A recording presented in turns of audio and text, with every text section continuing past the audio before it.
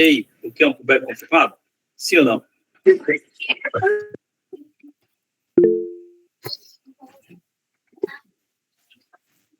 Entendeu? Então, tipo, ó, tem gente que botou não, tem gente que reagiu negativamente, então é isso.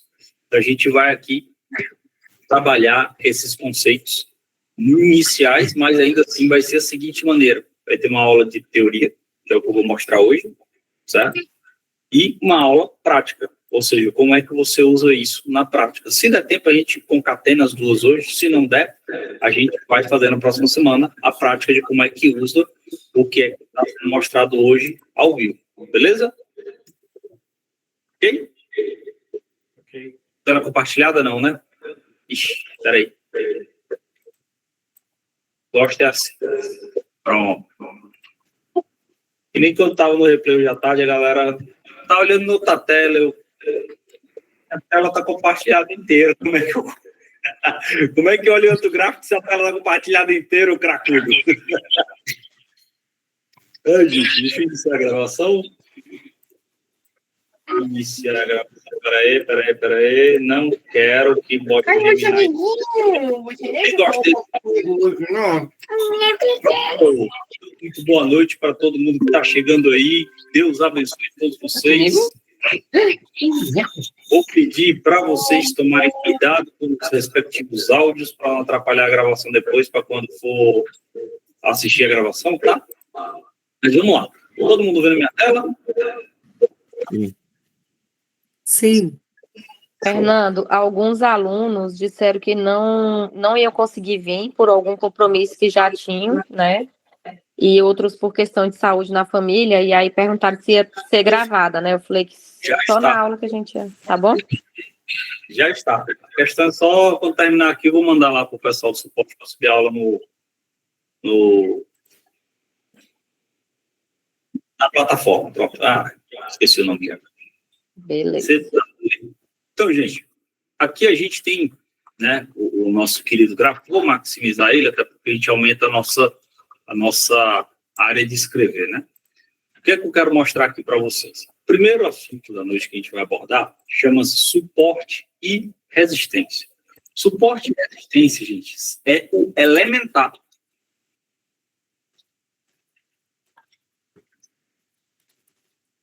da nossa leitura, certo? Ele, junto com a teoria Só geral, tirar uma dúvida. Tem alguém admitindo ou tá liberado para entrar? Normal, sem precisar de admissão? Sem nem demora, não. Todo mundo vai entrando, eu vou clicando de boa. Não tem ninguém pendente não para entrar. Tá, beleza. É porque mandaram mensagem aqui dizendo que estava esperando. Vocês são ansiosos para agora valer na operação. Não diga nada. Ih, rapaz. Vamos embora. Então, gente, suporte e resistência. Parece uma coisa muito óbvia para muita gente, mas eu não tenho um conceito tão... tipo assim, é uma linha que você bota, aquela coisa, né? O piso que você bota, que não passa, bate no piso, não passa, volta, bate no teto, não passa, volta. Digo, querido, depende. Se você está jogando uma bola de boliche, no caso, e você está usando um teto rebaixado, ele vai passar assim daquele seu teto de gesso e vai bater em alguma outra coisa lá em cima, né? Ou estiver usando uma bola demolidora, você soltar ela de cima para baixo, ela vai furar o teto, o piso, o porão e tudo embaixo. Não tem esse negócio, não. Então, não é bem assim, como todo mundo já percebeu, que não é porque tem um suporte ou tem uma resistência que o preço vai ficar ali. Para o caso do índice hoje, meio que foi. Mas não quer dizer que seja sempre assim. E aí temos um detalhe, que o suporte e a resistência é universal. Tá? Todos os gráficos usam conceitos de suporte e de resistência. Então, vamos lá. Primeiro conceito, o suporte. O que é o suporte? O suporte nada mais é do que uma região compradora, ou seja, um lugar que está barato para comprar, certo? Uma analogia que eu gosto bastante, que é a questão do atacado, né? Atacado e o aeroporto. O que acontece? Se eu gosto muito de água com gás, se eu for agora no atacadão da minha cidade, e, por exemplo, a Viena está aqui mais ou menos em 50, em 59, por ali assim. Se eu pegar R$1.000 e chegar para o gerente do atacadão e dizer assim, ó, tu me vende essa água com gás a, sei lá, 90 centavos a garrafa, ele provavelmente vai me dizer não. Por quê? Porque ele já teve custo de transporte, frete, estocagem, blá, blá, blá, um bocado de coisa. E mesmo que eu leve uma grande quantidade de dinheiro, ele provavelmente não vai me vender pelo preço que ele praticamente comprou da transportadora, né, da fábrica. Então, o suporte nada mais é do que uma região compradora, ou seja, é a região de atacado. E por que nós fazemos compras? Porque está barato para comprar. É uma região que conseguir descontos é complicado, é complexo. Por quê? Se já está barato, me diz por que esse preço vai descer mais. Tem motivador? Não tem. No caso, se você está numa região de suporte, existe, entendendo que é uma região, não é uma linha. Entenda que tudo que a gente vai falar aqui tem contexto e tem região. Por quê? Porque tem gente que faz assim, ó. Eu tracei uma linha tão bonitinha, bem aqui assim, na mínima do 1, porque o Fernando fala que a mínima do 1 é sempre um lugar para a gente estar observando. Mas aí o preço foi lá e passou, ó, que absurdo. Pois é, porque é uma região, não uma linha, diretamente uma linha. Então, a gente tem que entender que, e é daí que vem a questão do falso rompimento, porque se você tem um rompimento de um suporte, quem te garante que, na verdade, não era aqui que o player estava olhando, era aqui. Não dá para saber. A verdade é essa. Fernando, mas eu sei, meu querido, me diga qual é a entidade. Você está jogando búzios, o que é? Porque a verdade é que eu não sei. A gente só faz uma coisa aqui, ninguém prevê gráfico aqui. Não há uma previsão do que o gráfico vai fazer. A gente existe, a gente faz análise e há uma grande probabilidade, vamos amadurecer isso também, dessa análise se confirmar. Porque se ela não se confirmar, naturalmente a gente toma um stop, certo? Então, não é que a gente fez uma previsão, a gente fez uma análise, e a análise existe uma probabilidade muito boa dela pagar ou não, tá? Então, não é porque eu tracei uma linha bonitinha num lugar e essa linha tem que ser respeitada. Ou uma linha bonitinha no outro lugar, mas o Kendall foi lá e rompeu, Fernando. Mas estava rompido, aí eu comprei, o mercado voltou. Pois é, acontece.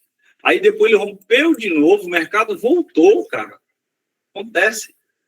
Porque não é porque é uma linha, é uma região. Então, é muito bom a gente entender que o suporte é uma região para comprar. O suporte é um lugar que conseguir desconto é complexo. E aí tem mais uma coisa. Suporte é onde os compradores estão posicionados, certo?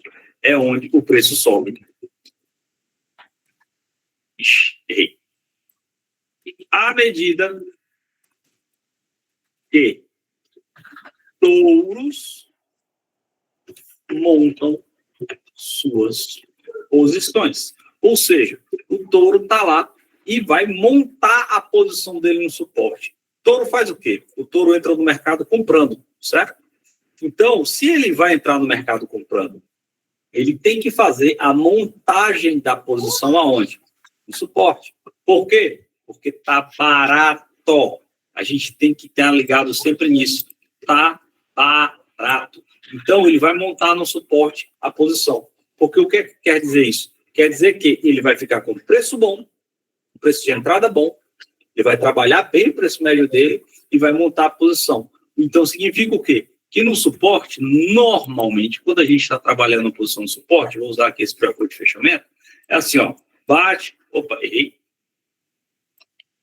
bate, volta, e fica oscilando aqui em cima, a gente pensando, vai romper esse suporte a qualquer momento. É uma possibilidade? É sempre uma possibilidade.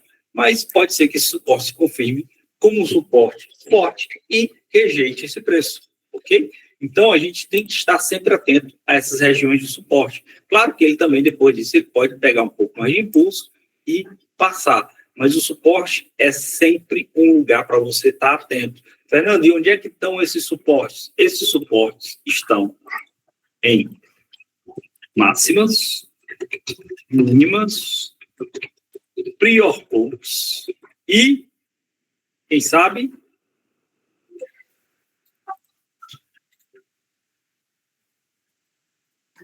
é uma região compradora, Fabiano, nem sempre o melhor preço. 50%. Errou, mas valeu, Victor. O Victor aí, rapaz, gatilhos. Muito bom. Por que os gatilhos? Daqui a pouco a gente entra nele. Eu acho que não vai ser nem hoje a gente vai entrar nele, mas não tem problema. Isso aqui é onde aparecem as regiões de suporte que a gente tem que ficar ligado. Fernando, eu não consigo enxergar um gatilho.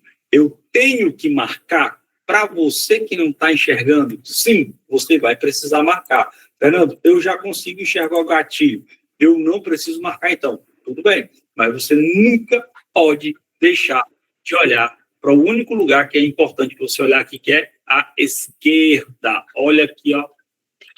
No suporte, tem uma outra coisa que a galera fala muito também, que é o tal do, vou até botar em letra capitular, order block.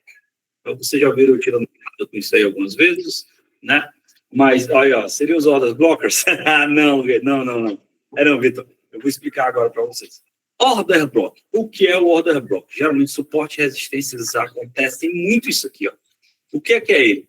Nada mais é do que distorções para esquerdas que podem e contêm, né, stops de outros traders ou outros investidores, independentemente de quem seja. O que é que isso quer dizer, Fernando?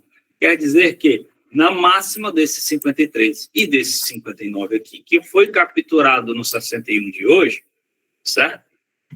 Este cara aqui capturou uma order block, ou seja, tinha stop de gente aqui, e ele foi lá buscar. Se o cara vendeu, esse stop é uma compra. E se o preço atingiu essa compra e desceu, o que é que houve aqui? Houve uma agressão de venda, porque essa venda absorveu as compras e fez o preço se movimentar. Ok? Então, order block nada mais é do que posicionamento de ordens em cara, ou seja, o que é isso? Se eu estou comprando e atinge mais compras, atinge ali um order block, certo? Se eu estou vendido, se ele vendeu e atingir aqui, tal, ao contrário, ele vai sair comprando. E essas ordens vai fazer um bloqueio no mercado. Pegou? Porque é o seguinte, deixa eu te ajudar a entender melhor esse conceito de order block, que também tem ali suportes e resistências envolvidos. Vamos logo. Aliás, deixa eu concluir logo a parte de resistência. O que é a resistência? Eu fiz essa aula também, todo mundo fala, a resistência é o teto, blá, blá, blá, blá, blá. Cara, nada mais é do que uma região vendedora. Tá? A resistência é uma região boa para vender. Por quê? Porque está caro. Normalmente, compradores levam o preço do suporte até a resistência. E na resistência, eles fazem as suas vendas. A resistência é onde eu chamo do aeroporto.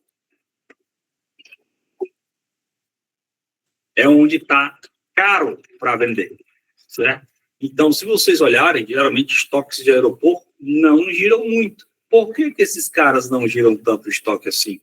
Porque é caro a gente conseguir mais lucro aumentando, no caso. É complicado. O que é que acontece? O que é que acontece aqui? O cara vai, compra gás, por exemplo, no aeroporto eu já vi vendendo de R$12. O que é que acontece? O Fernando olha e pensa, pô, R$12 por uma água com gás? Vale mais a pena, porque dependendo do voo, talvez se você estiver no azul, por exemplo, você ainda consegue alguma água de graça, né? Mas vale mais a pena você esperar o seu voo mais um pouco, ou mesmo você sair ali do aeroporto por algum motivo e comprar alguma coisinha ao redor, se você não tiver, por exemplo, barulho, que é gigantesco. Mas, enfim, não interessa. O que eu quero dizer é, você não vai conseguir vender o seu produto se você continuar aumentando o preço. E isso não é tão visível assim. Se você falar para mim, por exemplo, Fernando, em 2020, tá? Fernando, bolsa a 100 mil pontos. Tá barato, compra. Fernando, bolsa 125 mil pontos. Tá caro, vende. Hoje, bolsa 136 mil pontos. Tá barato, compra. Bolsa a 145, 146 mil pontos. Tá caro, vende. Entende? Isso muda também com o preço. Então, a resistência é onde os vendedores estão posicionados. O preço desce à medida que ursos montam suas posições. Vamos lá. O touro comprou no suporte. Certo? Comprou no suporte e levou o preço até a resistência comprando. Porque para o preço continuar subindo, tem que se permanecer um desbalanço entre ordens compradoras e ordens vendedoras. Não dá. Fernando, mas e se a gente arrumar 100 mil contratos amanhã e comprar? Cara, sabe o que vai acontecer? Esses contratos vão ser absorvidos e o preço vai ficar no mesmo lugar. Não vai para lugar nenhum, se não houver uma permanência dessa compra. E no caso, por que isso é importante, Fernando? O preço médio, etc., tal que a gente fala.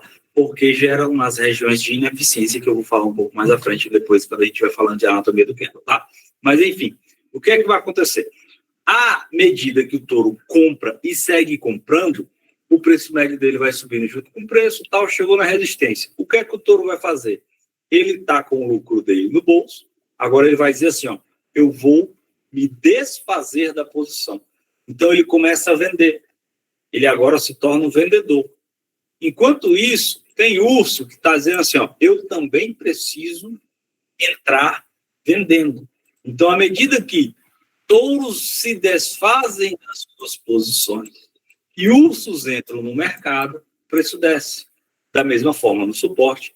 À medida que ursos se desfazem de suas posições e touros entram no mercado, o preço sobe. Pegou? Nós temos sempre uma dicotomia aí sendo lutada o tempo todo, certo? E ali é que entra essa parte mais interessante do suporte e da resistência. Por quê? Porque o suporte e resistência são regiões e é dinâmico, certo? Mas, Fernando, tu estava falando do order block. Beleza. Agora vamos aplicar esse conceito ao tal do SMC, Smart Money Contracts, e a leitura do método Scanda. A gente tem muito dessa parte de Smart Money também. Se você parar empiricamente para pesquisar e entender direitinho, empiricamente acontece. Vamos lá. Se eu tenho, olha só, uma região de resistência aqui, certo? E ao atingir essa região de resistência, se o cara vendeu, ele tem que sair da posição, não tem? Se o cara vendeu, ele vai sair da posição como? Comprando. Ele tem que comprar para sair da posição. Então, ao sair da posição, ele compra. Pá. Quando o preço atinge a região e ele acelera, significa o quê? Que havia essas ordens do order block não foram bloqueadas. Ou havia um alvo mais acima para ser buscado e estopado, certo? Para, de fato, bloquear o preço. Olha isso aqui, ó. Olha que lindo. Ou seja, quando ele chega no próximo alvo, na próxima resistência, ali ele encontra o order block dele. Então, o que é que acontece quando ele rompe a região de resistência, Fernando? Ele vai buscar a próxima. Porque ali se encontrou a quantidade de ordens contrárias suficientemente grandes para que essas ordens de compra fossem absorvidas, entrassem em desbalanço para venda e vem de novo. Entendeu? Depois ele encontra, de novo, a resistência rompida, essa região de resistência rompida. E a resistência rompida vira o quê? A resistência rompida vira o quê? Suporte. Suporte. E aí, olha só o que é que aconteceu. Ó, e volta. Por quê? Porque uma vez rompida a resistência, resistência vira suporte, e o suporte novamente funciona como suporte, posicionamento de touros, os touros jogam o preço para cima. De novo, vou buscar o próximo order block, que está aqui com o contexto por cima, né? Então, ele foi buscar essa região aqui novamente e volta a cair. Então, meio que sim, na primeira região só tinha sardinha, porque ele puxa o próximo assunto, que é muito interessante. Fernando, eu não entendi. O que movimenta efetivamente o preço? Poderia repetir? Victor, sabe o que é o preço, Victor? Ativa teu som, cara. Responde, bora falar aqui. Cuida. É um acordo entre os compradores e vendedores, né? Exatamente. E o que é que isso quer dizer para o gráfico? Enquanto tiver pessoas comprando e vendendo naquele preço, não sai daquele valor, né? Não é isso?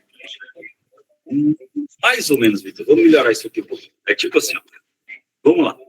A B3, ela não está aqui só porque ela é legal e etc. Tal, certo? Ela cobra uma taxa por isso, mas ela tem uma... Para a gente pagar essa taxa, ela tem que fazer alguma coisa. Então, o que é que ela faz? A B3, que não é do governo, tá? A B3 é uma empresa privada, ok? Então, vamos lá. A B3, ela intermedia negociações. Como eu falei o dia desse errando aí, ela intermedia. Pô, rapaz, aquilo ali doeu em mim. Mas, enfim, vamos lá. Ela intermedia as negociações. Então, se o Fernando quer comprar, o Fernando só compra se alguém vender. Eu já tive momentos, por exemplo, no Forex, em que eu tentei comprar, não tinha uma ordem oferta em contrário para ele me vender a posição. Mesmo o meu gráfico estando conectado, não tinha problema de conexão, etc. Estava com ping ok, em tal passo. Sabe o que aconteceu? Veio aquele barulhinho do Forex assim, ó. Tadã! Vocês já ouviram esse barulho? Geralmente ele indica duas coisas. Ou não tinha liquidez suficiente para liquidar sua posição, não tinha uma oferta contrária para liquidar sua posição, ou não tem conexão. Sua ordem não foi recebida. Basicamente é isso. A sua ordem não foi recebida. Certo? Então, tentei comprar. Não era uma compra a mercado, porque se for uma compra a mercado, ela fica rodando lá até encontrar uma posição. Era uma posição posicionada, então ele só fez, cancelou minha ordem e mandou um alerta sonoro, indicando que não havia uma contrapartida para mim, para eu entrar naquele momento. Isso acontece geralmente em momentos de alta volatilidade, como vocês sabem, a gente gosta de operar payroll, PIB, todas essas notícias que traz muita volatilidade, a gente gosta de operar. E se você não toma derrapagem no Forex, você não tem a sua ordem não executada, ele pula a sua ordem. Tá? Então, o que acontece ali? Não havia uma contrapartida. Como não havia a contrapartida, não tem como executar. Da mesma forma, quando executa, é porque havia uma outra pessoa vendo exatamente a mesma contrapartida que sua, certo? Então, vamos lá. Significa que o quê? Como a B3 está intermediando isso aqui, se eu estou comprando, por exemplo, 300 mil contratos com um candle, o que vai acontecer? A B3 vai olhar e vai dizer assim, no 136.895 tem o equivalente a 300 mil contratos de venda? E aí vamos dizer assim, não, pois liquida todos os contratos que tem vendendo no 136.800, claro que é muito mais complexo, mas enfim, 895, e vamos para o próximo preço. Tinha quantos contratos lá no 895? Fernando, tinha 100 mil, beleza, pois agora no 900, no 136.900, tem 200 mil os contratos remanescentes, o preço já subiu. Pegou? Tem não, Fernando, tem mais 50 mil, beleza, pois 950, por exemplo. 905, 910, 910, nós estamos em 950. E aí, já fechou a ordem lá do cara dos 300 mil contratos? Não, pois vai para 137, 137, 100, 137, 300. Fechou a ordem do cara. O preço para. Se essa pressão compradora não se permanece, o preço para. Certo? Bem como para a venda. Se a pressão vendedora, se não estiver mantendo esse desequilíbrio entre compra e venda, o preço fica quietinho no lugar. Fernando, é assim que se formam gatilhos? Mais ou menos.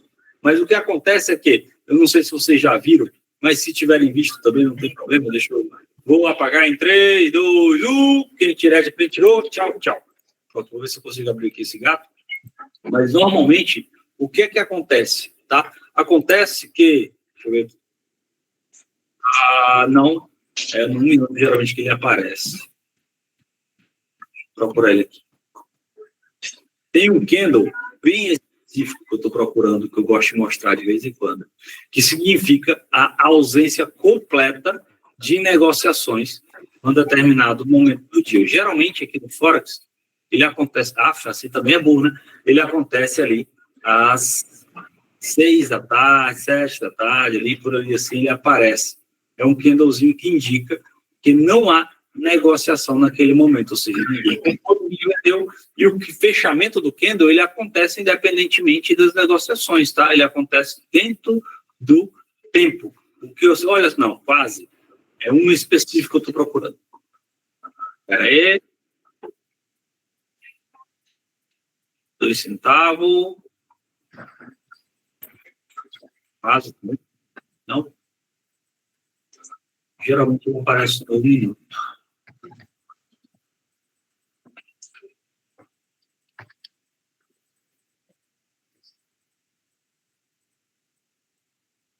Rapaz.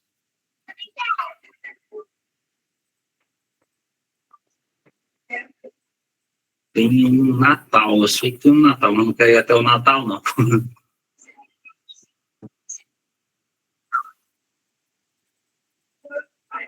Porque, como eu acredito que muitos de vocês não viram esse candle ainda, seria interessante mostrar um candle que não há negociações.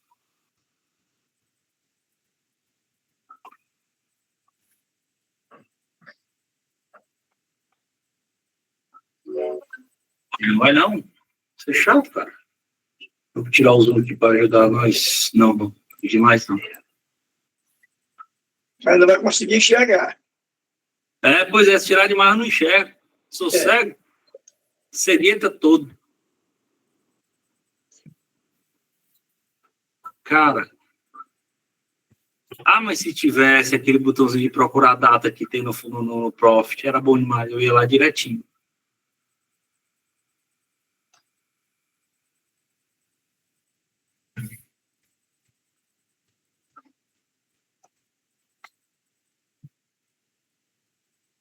Sabe o que é interessante? Às vezes, quando eu vou operar, ele aparece muito.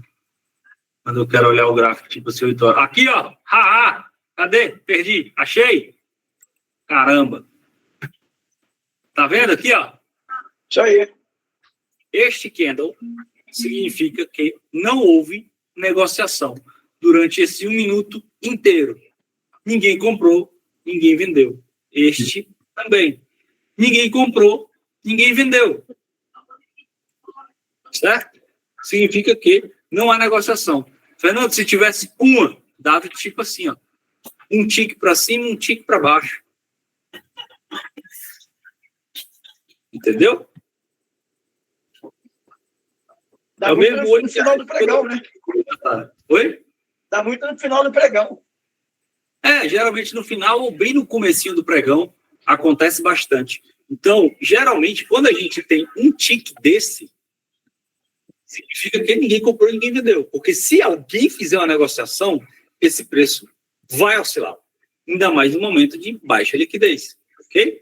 Então, voltando aqui, a gente tem o suporte e resistência funcionando ali como uma denotação para a gente, ou seja, ele mostra no gráfico qual é a região que o player quer manter o preço dele.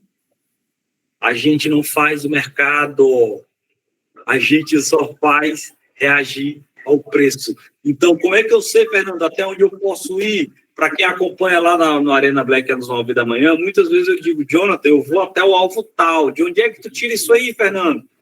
Suporte, resistência, só isso. Fernando, mas é porque tem order block, blá, blá, blá. Order block, suporte, resistência. Pronto.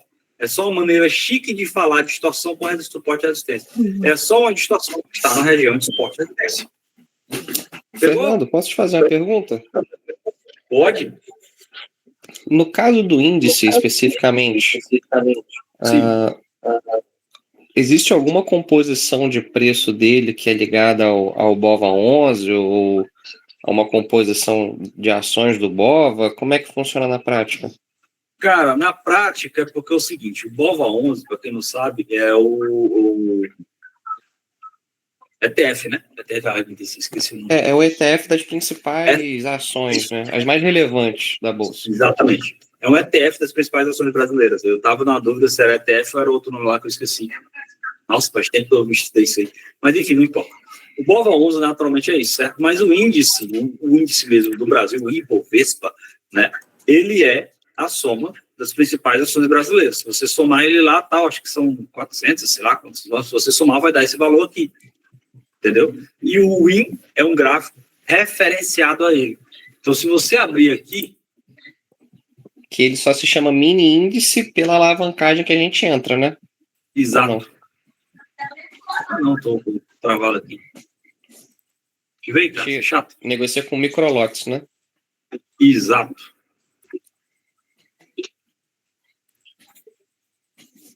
Tá aqui, ó. Tá. Olha só. Você observar, o preço está até um pouco diferente, tá vendo? Ó, o gráfico é um pouquinho diferente.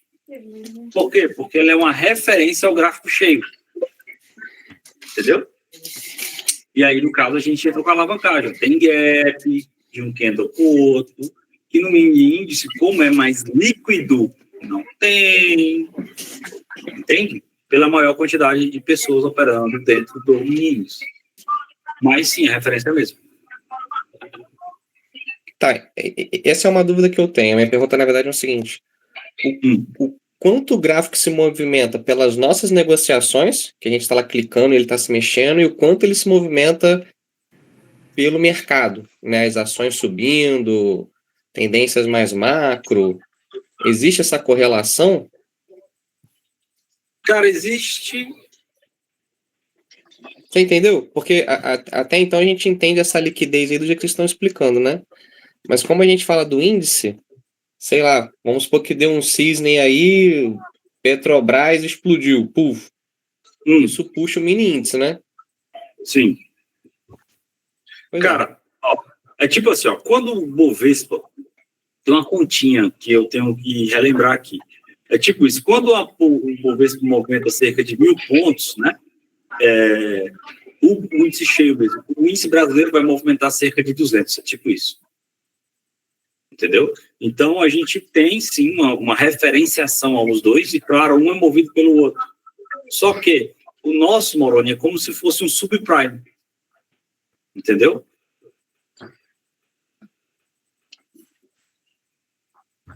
Ou não? Fernando. Oi.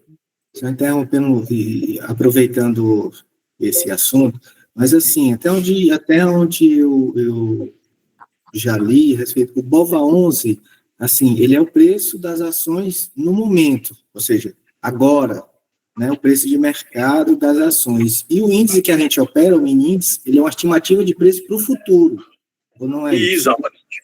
Também. Um é o mercado a termo, outro é o mercado futuro. Mercado à vista e mercado futuro. É isso aí. Tanto que o nosso abre antes, né? Isso.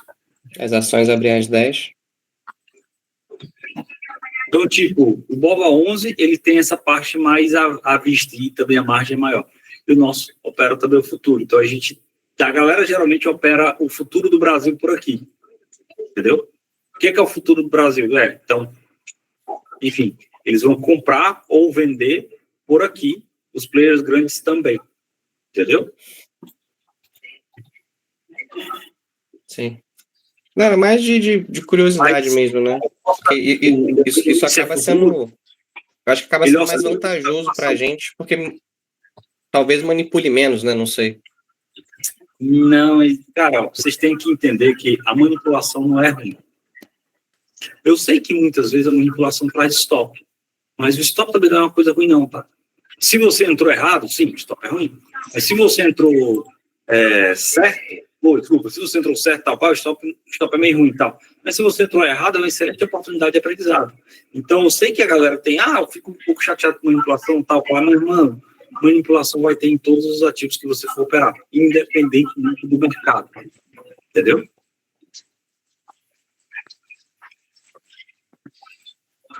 Ou não? Sim. Não, sim. Faz sentido. Aqui, movimento futuro e o outro movimento mercado a termo. Então, mesmo... Fernando, o mercado a termo subiu, o futuro sobe? Sim. Muitas vezes sim. mas também não é mandatório, tá? Ok? Então vamos lá. Fala, Rafael.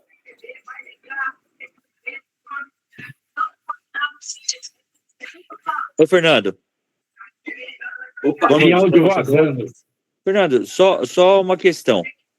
Se o índice é uma projeção de todas do preço, que é uma direção que talvez o preço venha a chegar, né? O preço de todas as ações, né? Do mercado lá que tá na composição. Como é que nós, um player grande, pode movimentar o mercado para cima e para baixo se isso está atrelado ao valor de todas as ações que estão no mercado? Comprando ações. Não, isso aí é assim. Não.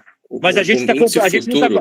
Aqui a gente não ele tá é um comprando sentimento do mercado com relação a esses ativos, entendeu? Galera, Não, perfeito. eu acho que Entendi.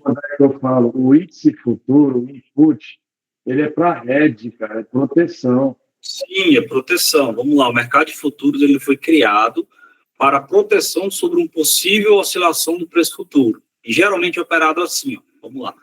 Se o cara tem ações de uma determinada companhia, tá? O que é que ele faz no mercado futuro? Ele comprou no mercado a termo. O que é que ele vai fazer no mercado futuro?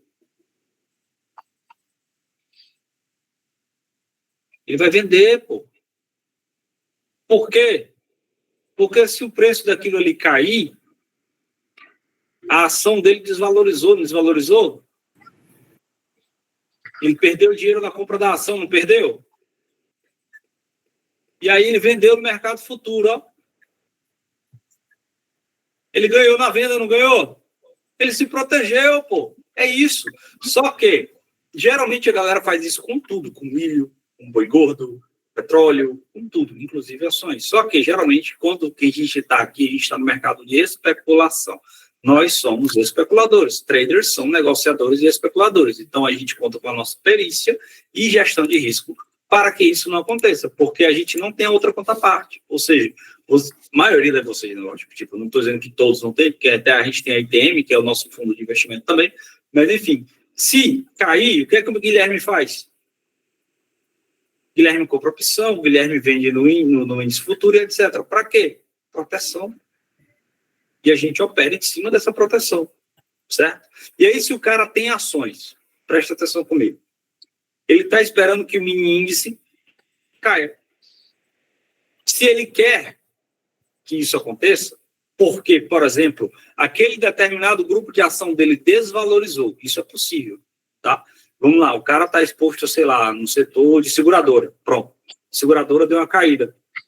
Tipo Mariana. Quando Mariana estourou, a seguradora faz o quê? A galera, vixe, lascou, tal, pá, vai ter uma seguradora, cai. Beleza, seguradora caiu, o cara está muito exposto à seguradora. O que é que ele tem que fazer, pô, no índice agora? Ele tem que manipular o preço para o preço descer, para ele realizar a posição de venda dele com lucro e cobrir o prejuízo do outro lado. Basicamente é isso. Entendeu? Ele foi criado como uma proteção. Para quem não lembra, por exemplo, essa coisa, vou dar um exemplo aqui que eu acho que a maioria daqui viveu. Em abril de 2020, o preço do barril do petróleo ficou negativo. Quem lembra desse evento? Ninguém? O João Coutinho lembra. Sim. Pois é, ficou negativo. Mas por que ficou negativo? Como é que pode, Fernando? Significa que tinha gente pagando para receber, sim, pagando para você receber o petróleo. Mas é o quê? Porque existem contratos futuros com liquidação física e sem liquidação física. Se eu compro um contrato futuro, eu, especulador Fernando, compro um contrato futuro com liquidação física, eu estou comprado, eu espero que o preço suba, mas eu tenho que me desfazer desse contrato antes da liquidação física acontecer. E aí o que aconteceu naquela época? Se chegou o dia da liquidação física do contrato, está chegando o dia, e eu não me desfiz do contrato, ninguém comprou o contrato de mim para eu vender o contrato, vai parar aqui na frente do meu condomínio uma carreta com um monte de barril de petróleo, ou milho, ou arroba de boi, ou seja lá o que você comprou no mercado futuro, com liquidação física. Então, Fernando, e agora? Tu tem de guardar isso aí? Não. Eu vou fazer o quê? Eu vou ligar para um amigo meu ou para alguma empresa que beneficia esse tipo de coisa e digo assim, ó, meu irmão, eu te pago, pelo amor de Deus, recebe para mim, porque se eu não me livrar desse contrato hoje, amanhã tem uma carreta na minha porta. Entendeu? Então, o que é que eles fizeram? Eles começaram a pagar para que esses contratos futuros não fossem liquidados na porta deles, fossem liquidados na porta de outra pessoa que tinha condições de tratar aquilo ali, que o cara não trataria. Por quê? Porque era um movimento feito por especuladores. Entende? Porque se o cara, de fato, está usando o mercado futuro como um hedge, por exemplo, mercado de milho, só um exemplo, e eu sou um comprador de milho, sou a Bund, chegou a data da liquidação física do meu contrato, vai chegar uma carreta de milho para mim. Ah, pô, sou um beneficiário de alimentos, eu fabrico alimento. Traz o milho para cá para dentro. Obrigado, tchau. Pronto, acabou. Se eu não sou, agora é um problema. Entende? E é isso que a especulação futura faz. Eu compro um contrato na esperança de que esse preço suba. Naturalmente, não é só esperança, não é sorte, é análise. Então, a gente faz análise e vê, o preço vai subir. Beleza, se o preço vai subir, eu vou comprar. Se eu vou comprar, eu vou soltar ali. No caso, a gente não usa liquidação física, mas, enfim, o mercado futuro é o mercado de hedge, é o mercado de proteção. É onde a gente opera para se proteger de alguma coisa que aconteça no mercado a termo, no mercado à vista. Ok? Então, se o mercado à vista oscila, tem impacto no futuro também. Mas é como se fosse um subprime, entendeu? Para o subprime, eu lembro da bolha lá imobiliária dos Estados Unidos, da bolha do subprime. É tipo isso. É porque não passa ali pela negociação principal do mercado a termo, mercado à vista. É uma outra linha paralela de negociação. É só isso que eu quis dizer. Entendeu? Cara, falando nisso, esse filme aí é bom para indicar pro pessoal que nunca assistiu. Qual que é o nome, cara, desse filme?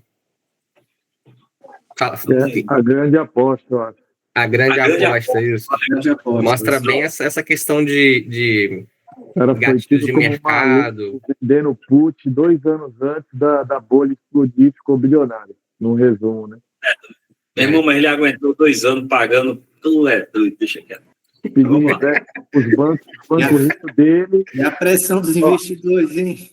E ele bilionário. Fernando Mão de Alface, na primeira cartinha, já ia liquidar tudo. Lógico! Alguma dúvida? 2 anos depois eu entrava de novo. Pô. É que ele não sabe quando ia acontecer, né? Esse que é o negócio. É igual quando a gente coloca, o preço vai cair, tem liquidez ali, mas quando ele vai para lá, a gente não sabe. Esse que é o negócio. Mas qual é a situação? Mostra Por que ele faz isso uma aqui, análise vamos montar aqui a vida? Por que isso aqui aconteceu? Esse tema, como o cara falou, só tem sardinha aqui? Meio que sim, mas também só não. Por que esse movimento aconteceu aqui e não aqui? E não aqui? E não aqui? Quem saberia me dizer? Por que tipo assim, ele passou e foi buscar outra aqui, mas aqui não, e não, e não? Essa é uma dúvida que eu tenho muito frequentemente. Às vezes tem a formação gráfica, que aí vocês falam, ele tem que buscar liquidez aqui, nesse ponto. Só que eu vejo os mesmos movimentos para a esquerda, iguaizinhos, e ele não foi buscar aquela liquidez ali. Aí vocês falam, não, mas aqui ele tem que ir. E eu não sei o porquê que ali ele tem que ir.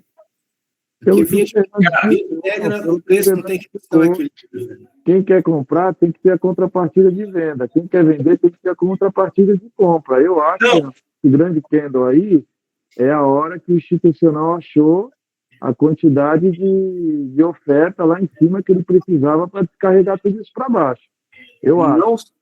Não só isso, tá, Rafael? Vamos lá. É porque tem 3 movimentos. Por que o gráfico foi mais fácil de passar aqui e não aqui? Por que aqui parou? É porque a gente tem o momento da acumulação. A gente tem depois o movimento da movimentação e depois a distribuição. Certo? O que acontece na acumulação? A acumulação é a acumulação de contratos numa determinada região, certo? Que naturalmente caracterizada por baixa volatilidade, às vezes, tá? Nem sempre, mas enfim, pouca liquidez e etc. Nem sempre é no primeiro candle do dia. Olha ontem, a acumulação foi aqui, ó. Primeiro candle deu uma guinada, tal, pá, e passou, fez uma breve acumulação, uma grande movimentação, depois acumulou mais um pouquinho, mais movimentação, distribuiu. Certo? Agora Mas, você me responde, por que todos os tutores estavam vendidos aí? E ninguém cara, eu não fiz venda ontem, passou não. para nós isso aí. Eu não vendi ontem, não, viu, Morongo? Então tira eu dessa conta aí, eu tô vendido no ouro. O ouro deu entrada. Agora, tipo assim, ó, vamos lá. Por que a gente venderia? Eu venderia aqui no 9, eu venderia aqui no 10, eu venderia aqui no 14. Entendeu? Tem que analisar. Provavelmente por aqui eu faria uma venda, sim.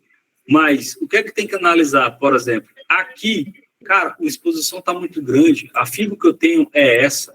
O último topo é aqui. Eu teria que olhar esse 50 e ainda assim parece coisa pouca. Mas vamos lá. Tinha suporte para a esquerda. Ninguém esperava que ia fazer tudo isso para baixo. Era aproximadamente... Pois é, mas aqui, ó, só para você ter noção, tá, Morão? Aqui, ó, era aproximadamente 400 pontos para abandonar a operação. Então, quando a gente vai lá para a Arena, eu, Fernando, não me permiti fazer essas entradas aqui, porque não teve estoque barato ontem, mas no ouro teve. Entendeu? Mas o que é que acontece? Se eu vou olhar, eu vejo que uma operação é mais arriscada, tem uma zeragem um pouco mais cara, e eu olho e digo assim, ó, para mim, dá certo. Então, eu vou entrar. Apesar de que, para o Arena, não dá certo, porque tem gente que está lá que começou semana passada. E se der errado, esse cara só vai pensar assim, ó, perdi 500 pontos. Ele não vai pensar no sentido de, meu Deus, eu fiz a operação errada, tal. Não, ele vai pensar só que perdeu 500 pontos. Se a gente olha para a esquerda, Moroni, ó, Pure Code, mínima, região de order block aqui de novo, ó, barreira de preço, como eu gosto de falar, né? Barreira de preço, aqui, ó, pegando aqui, ó, onde o gráfico estava parando, era onde tinha barreira de preço, ele já ia dando alvo, entendeu? Então, tipo, às vezes o tutor corre riscos maiores, mas ele está plenamente consciente de quais são os riscos que eles estão correndo, diferentemente, por exemplo, do Arena. E se eu falo de escola da máxima, tem um bocado de maluco que bate a mercado, então eu não posso ser irresponsável e falar que esse preço vai continuar caindo no candle 11. Entendeu? Sim, total. Então, a gente corre mais risco, às vezes, eu nem tanto, mas assim, às vezes a gente corre mais risco, mas a gente está entendendo que é o risco que a gente está correndo. Né? Aquela coisa que o Paulo fala, tá com medo de cagar, não compra. Mas, enfim, eu quero dizer, eu sempre achei essa frase engraçada.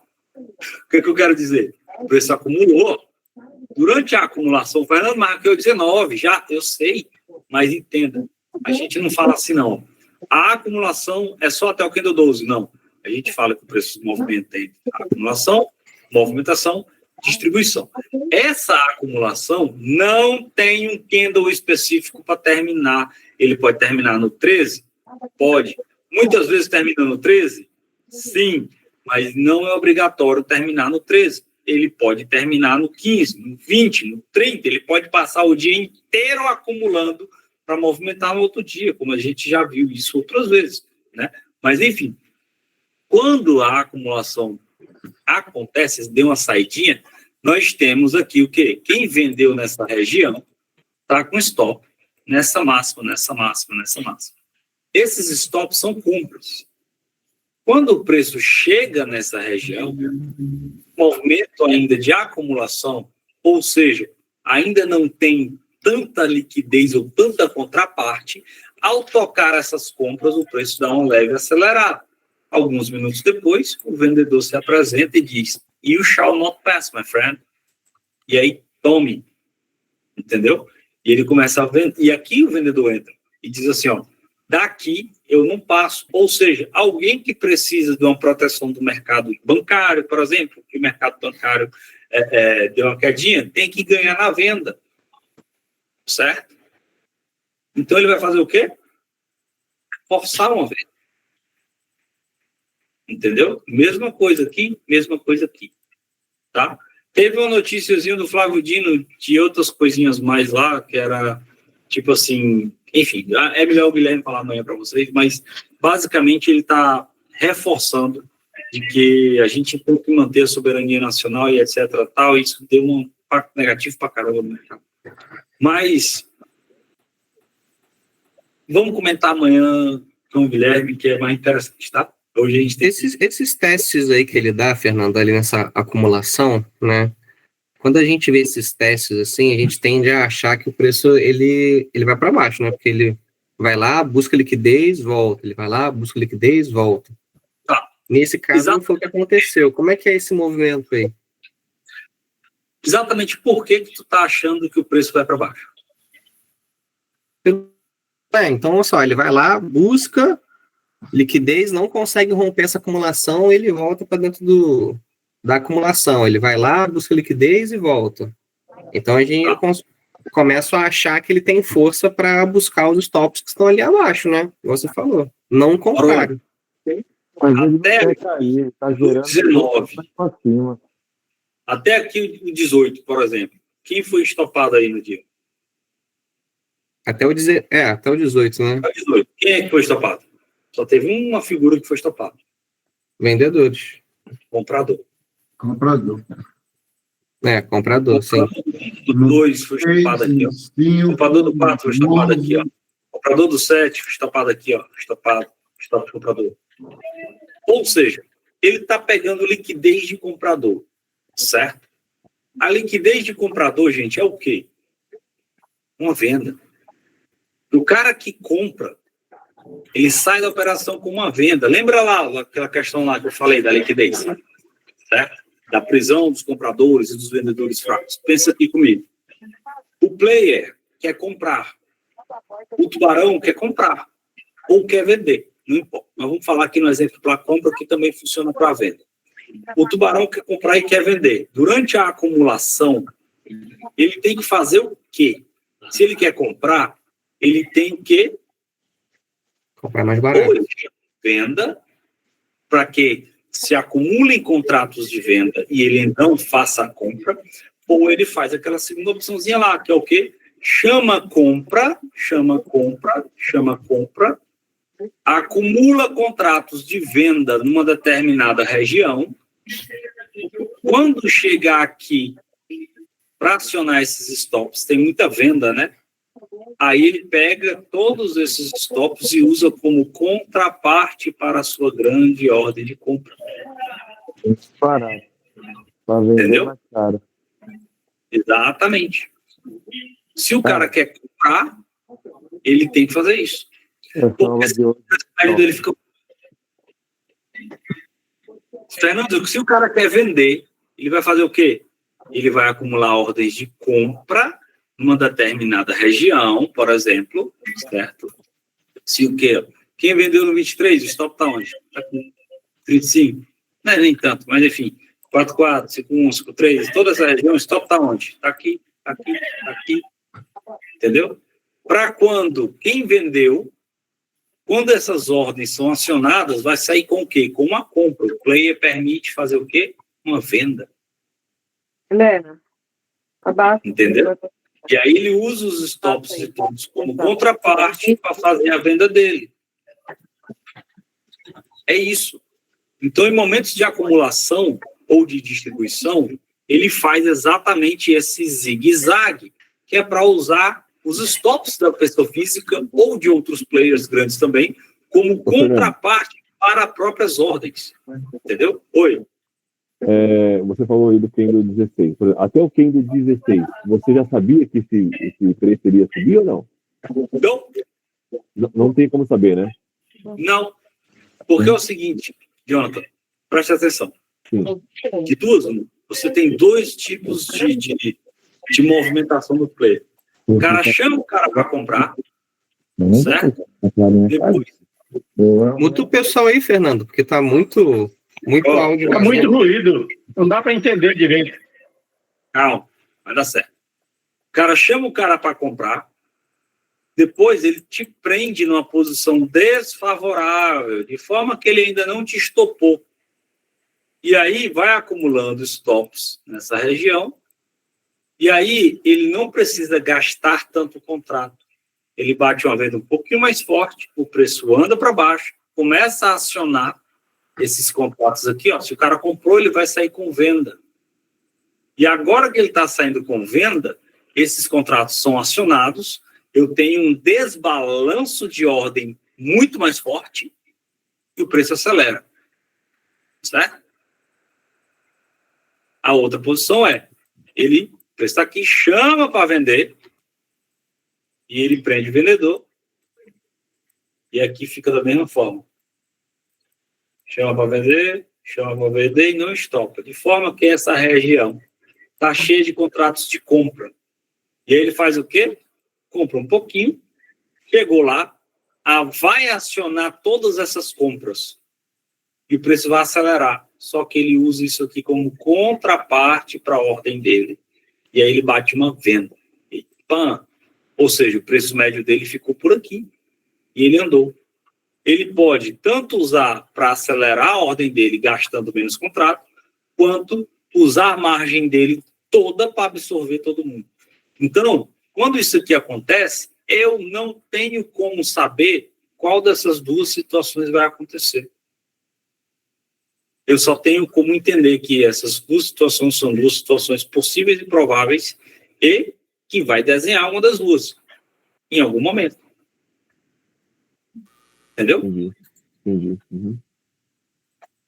E aí é isso que acontece, Jonathan, que quando eu entro na arena, eu acho que foi quinta-feira passada, eu já entrei gritando na arena, não vai vender aí. Por quê? Porque eu vi uma região dessa. Entendeu? Uhum. É que eu falo assim, porque assim, por exemplo, assim, o Kendo 1, né, é um Kendo de vendedor. O único Kendo que estopou ele foi o Kendo 3, né? Foi a mínima do 1. Só que ele deixou uma mínima no 2. Então depois ele não foi mais estopado, né? Ninguém rompeu ele. Que é a mínima do dia. Depois o 3 desceu, mas... Olha só, deixa eu te falar. Vou apagar aqui. Kendo 1 chamou a galera para comprar quando ele estava na massa. Aqui também. Quem comprou no Kendo 1, o stop está onde? Ou aqui, ou aqui. Sim. Quem comprou no 2, ou aqui, ou aqui. Uhum. E o Kendo 3 foi lá buscar todo mundo. Sim. Depois, quem comprou no 4, o stop está onde? Aqui ou aqui. Esse cara pode não ter sido estopado, realmente. Esse comprador aqui. Entendeu? Mas o que estava na mínima do 4 foi estopado no 5. O comprador do 6 e 7 também não foi estopado, não. Esse cara segurou. Mas o comprador do 10 se lascou. O comprador do 13 se lascou aqui no 16. Entendeu? E essa movimentação não é para pegar todo mundo. Essa movimentação, entenda, é para acumular contratos suficientes. Então, se é suficiente, o cara olha e diz, ok, eu posso me movimentar agora. Lenha. Entendeu? Sim, entendi, sim. E aí, quanto é esse suficiente? Eu não sei. A gente nunca sabe qual é o interesse do outro. E aí, quando acumula contrato, que ele vai dizer, ok, tem contrato suficiente ali, agora eu posso me movimentar, vamos embora. Às vezes isso é rápido, às vezes nem tanto. Por exemplo... Então, eu fiz uma compra ali, eu entendi que ele ia subir, mas eu vou te explicar o porquê. Porque foi exatamente isso. Eu vi que ele estava fazendo uns fundos ascendentes, né? E eu fiz uma compra exatamente no 19 aí. E eu catei até o último movimento ali, que foi na última do 22. Então, assim, possivelmente eu fui equivocado, né? Você fez uma compra no 19? Eu fiz uma compra no 19. Só que Cara, não. Você não foi tão equivocado, não. Entenda, existem ordens que são, de fato, ruins, né, são mal executadas. Existem ordens que são perigosas. Por exemplo, esse pavio do 17 me deixou um pouco em dúvida. Entendeu? Então, eu não gostei. O 18 já tinha pago, o 17 e o 18 já tinham pago no ajuste. Também não gostei. Mas sim, tinha um pullback para romper e renovar a massa. E aí, no caso, a única coisa que eu vi aí foi isso, pullback para romper e renovar a massa.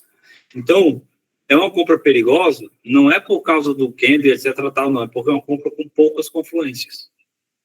Entendi. Se tu tivesse comprado no 20, eu tinha ficado... Não, beleza. Aí tu pegava no 21, no teste do 21 por rompimento, Fernando? Não. Pegava no 20. Aqui, ó. Depois do teste do 20. O 20 rompeu tudo, aí pegaria no 21 por rompimento? Eu tive 19, eu tô pegando a compra no 20 após o teste, né? Essa região aqui, minha compra. Eu fiz a compra no 19, mas eu também não fiz assim logo que ele saiu. Eu esperei o teste, mesmo assim eu descolei da máxima do 18, entendeu? Aí Não, ele entrou e pegou. é isso que eu tô te falando, não é uma coisa que tá errado, John. O que acontece é que é uma compra com pouca confluência. Sim. Entendeu? Entendi. Só isso, tá errado. Só que é perigoso pelo fato de ter pouca confluência. O que é a questão da confluência? Tipo assim, ó, 19 rompeu o ajuste, presta atenção. 19 rompeu o ajuste, rompeu a máxima do 17 aqui, rompeu a máxima do gatilho do 2, o 20 testa certinho o gatilho do 2, então eu tenho pullback para coordenação de movimento, rompimento do gatilho 13 e do gatilho 17, e eu vou fazer uma parcial na máxima do candle 7, que é assim mais ou menos, ou na máxima do candle 1, que o preço pode violinar lá e bater, então eu vou me proteger ainda mais. Entendeu? Então, E agora, a melhor posição aí, no caso, seria o 20 mesmo. a melhor entrada era no 20, No 20, até né? então. Só que, de qualquer forma, vou mostrar mais uma vez, o stop, caro. Ó. Isso aqui é só para zerar, estaria 230 pontos. O stop mesmo, na mínima do 16, mais de 400 pontos. Então não é um stop interessante, entendeu? E tinha pouca confluência para comprar no 19. Só isso. Entendi. Entendeu? Então não está errado, só procura fazer operações com 4 ou mais confluências. Ok? E, Fernando, o que é a movimentação? A movimentação é exatamente o que acontece após a acumulação. Durante a acumulação, ele acumula o quê? Contratos de compra ou de venda na região que ele quer. Para quê? Para fazer a movimentação dele. Lembra? Ele vai agora movimentar usando os contratos como contraparte ou como acelerador para a entrada dele. Então, ele agora olha e diz, ok, tenho contratos suficientes para fazer o que eu preciso fazer. E aí, na hora que abre, que ele decide movimentar. Essa movimentação pode ser longa, como foi a de ontem, ou curta, como foi a de hoje, certo? Mas ela sempre acontece. Nem sempre no mesmo dia. Ahá, pegou. Por quê? Porque tem dia que passa o dia todo. Deixa eu pegar aqui um...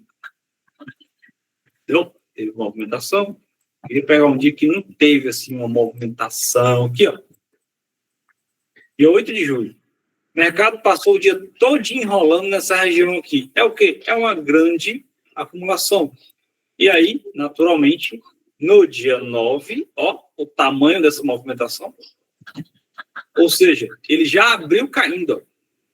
Já abriu iniciando já uma movimentação pela grande acumulação do dia anterior. Entendeu? Depois ele fez a acumulação. Ô, bicho, não. Ei, alguém viu o desenho que eu fiz agorinha? Ó, tchá, chamou para vender, chamou para comprar, prende comprador fraco numa região e tome-lhe. Pegou? Ó, lindinho, de livro. Fernando, em quantos candles acontece? Alguém fez essa pergunta, eu juro que eu vou, no próximo encontro presencial, eu te mato. Porque não é em quantos candles, não pode, pô, pelo amor de Deus. Porque a galera tenta setupizar tudo. Uma vez me perguntaram quantos pontos tinha um candle gatilho, mais ou menos. Entendeu? Então não dá, cara. Mas presta atenção, ó. Ó. E na hora que ele aciona os stops, ó, tchau, andou. Ah, Fernando, não foi um andado. Foi um andado. Vamos lá. Acionou os stops, 400 pontos. E aí depois ele faz uma nova acumulação de novo, chama para comprar, tome. Chama para comprar, tome. Entende?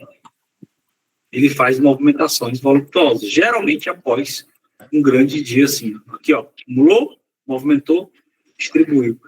Na distribuição, observa, a movimentação é caracterizada exatamente por esse movimento que ele faz mais forte em uma direção do que outra, tá?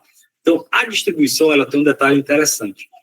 Fernando, por que vocês não gostam de operar à tarde? Porque geralmente é o horário da distribuição. Mas, às vezes, o preço anda bem. Às vezes, o preço também anda bem à tarde. Olha 1 hora da tarde aí caindo aqui, ó. Entendeu? Ó, aqui esse movimento aqui, ó, foi 2h40 da tarde. Ó. Esse aqui foi 5 horas da tarde. Ó. Só que, geralmente, ó, lateral. Ô, Fernando, eu percebo também que geralmente... Eu percebo que geralmente quando, por exemplo, assim, na parte da manhã até 1h30 não tem operação, porque ele às vezes fica só triangulando ou acumulando, geralmente a parte da tarde ele se movimenta. Não é uma regra, mas a maioria das vezes isso acontece, né? Sim.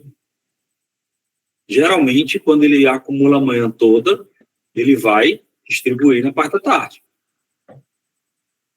Entendeu? Ele vai movimentar na parte da tarde. Se ele não acumular a manhã toda, ele pode movimentar a parte da manhã e distribuir à tarde. Fernando, mas e aí? Às vezes a distribuição é curta também, tá? Às vezes também nós temos uma distribuição curta e uma seguida de uma nova movimentação. Mas a distribuição, ela normalmente é caracterizada por exatamente os movimentos contrários. Ela induz você, por exemplo, a vender e vai pegar os stops aqui, ó. Porque se o cara comprou, ele tem que sair. Se ele tem que sair, você tem que... Ele vai vender. Se ele vai vender, você tem que comprar. Então, ele induz a vender. Aí tem a saída da compra aqui, que é o stop. Aí a tua compra é a venda dele. Entendeu? Quem vendeu aqui, está aqui como compra. Certo?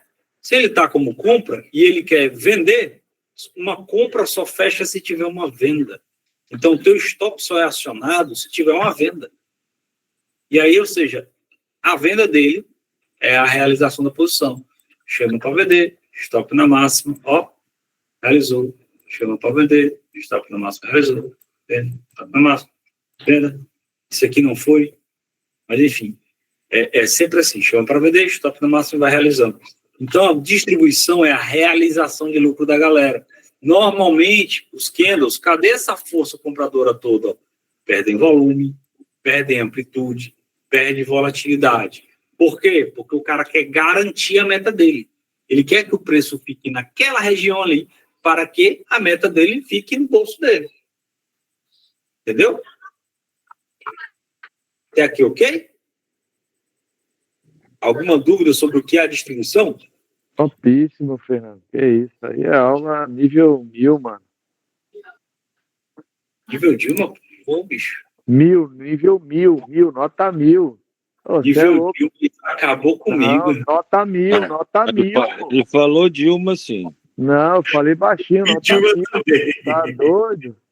Ô, Mas o cara deu tá para entender, deu para entender. Não. Todo mundo entendeu, foi Se Dilma. você prestar atenção no que ele tá ensinando, mano, tu vai parar de ficar só olhando o candle igual um cracudo lá pra clicar, cara. Tu vai entender, só isso.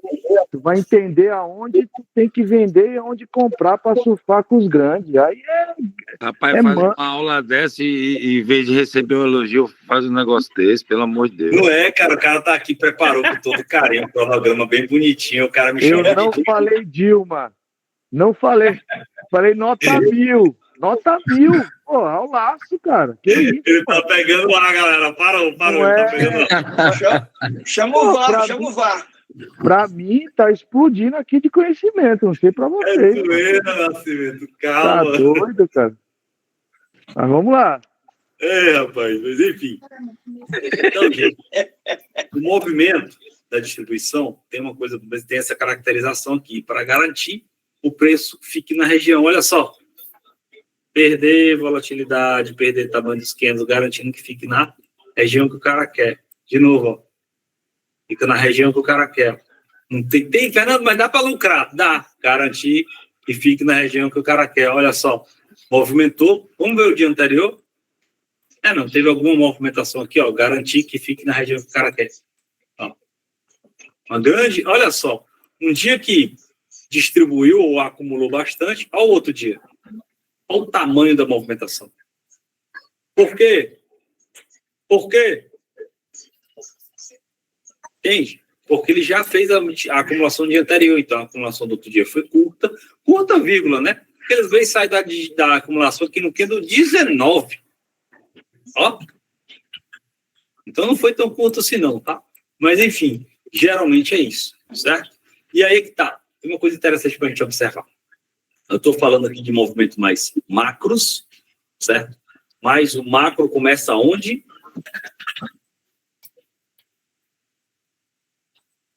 Macro começa no micro. E qual é o movimento mais micro que nós temos? Do menor para o maior. O candle. 1 minuto. O candle, ele fala muita coisa pra gente. Cada um. Eu vou fazer dois bem separadão, que vai ter outros meio. Certo? Todo candle tem. Olha aqui. Todo candle tem máxima. Todo candle tem mínima. Ah, não, mas isso é muito óbvio. Te acalma, playboy. Te acalma. Errei. Todo candle tem 50%. E aí, ó, o candle tem a abertura. Ó. A abertura. Ó. Fechadura. Fechamento. Também. Fechamento. Entenda, tudo isso são pontos de parada, certo? Só que os pontos de parada é abertura, fechamento, máximo, mínimo, 50%. Tudo isso é ponto de parada, tá? Tem um conjuntozinho muito especial, que é o seguinte, a gente é tão especial que a gente deu um nomezinho especial para esse conjunto. São as distorções. O que são distorções? Distorções são pontos de parada que não se alteram, certo? Em relação ao formato ou tamanho do candle. A máxima está sempre aonde? A máxima. Em cima. Errei? Ou mentira? Acertei. Beleza. A máxima está sempre em cima. Independente se é um candle positivo ou negativo. A mínima está sempre embaixo. Independente se é um candle positivo ou negativo. Ou 50% também. E tem um detalhe, não importa o formato do gostoso, se eu tiver um candle doji. Sim. Máxima, mínima, 50% são no mesmo lugar. Seu Hernando, mas e se eu tiver um marobozu, aquele bichão lá, tal, que o Glauco gosta de falar o nome dele? Assim? Máxima, mínima, 50% estão no mesmo lugar. Não importa. Fernando, mas e se eu tiver um candle negativo? Sim. Uma ideia mais compradora, assim. Máxima, mínima, 50% estão no mesmo lugar. Fernando, mas e se eu tiver aquele que não tem nem pavio para baixo, assim, só máxima, mínima, 50% estão no mesmo lugar? Não se altera em relação a nada. E por que distorção? Porque na máxima foi o momento mais longe que o touro conseguiu jogar o preço. Ou seja, o preço esteve mais afastado do que de fato ele é. Tá, o preço está distorcido. Na mínima, é onde o urso maior, no momento de maior força do urso, ele, naquele determinado intervalo de tempo, ele só conseguiu fazer força até ali. Certo? Então, a mínima também está distorcida o tempo. Fernando, mas é porque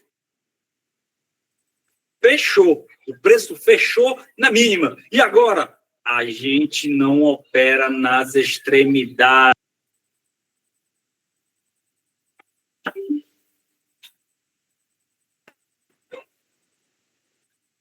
A gente não faz operação nas extremidades. Se está na mínima. Se está na mínima, tem acordo entre as partes? Vamos lá. Não. Show, não. Não tem. Fernando, mas pode ter. Beleza. Vamos lá. Deixa eu ver aqui. Guilherme, cara. Qual é o teu carro, Guilherme? Guilherme Santos. Não quiser falar também não precisa, não. Ferrari. Ferrari. Oi? A Lamborghini. A Lamborghini, beleza. Guilherme, tu não quer me vender essa Lamborghini por 100 mil, não? Pode ser doido? Pode não, hein? Pode não, né? Acha ruim, acha vender por 100 mil. Então não tem acordo. Aí o Guilherme fala, o valor da minha Lamborghini, na verdade, é 3 milhões. Eu digo, tá ficando doido, mano? 3 milhões, depende da Lamborghini. Depende também da Lamborghini, né? Porque, enfim, vamos lá, uma Urus. Pronto. Pô, 3 milhões não compra Urus. Eu compro a cor mais legal com 3 milhões. Então não tem acordo de novo. E nesse vai e vem, a gente tem o quê? Chega um ponto em que eu e o Guilherme vamos chegar num acordo entre as partes e vai ser o preço da Lamborghini. Pegou? Fernando, mas é porque fechou na mínima. O candle fechar é apenas a decorrência do tempo. Ou seja, começa a negociar com o Guilherme.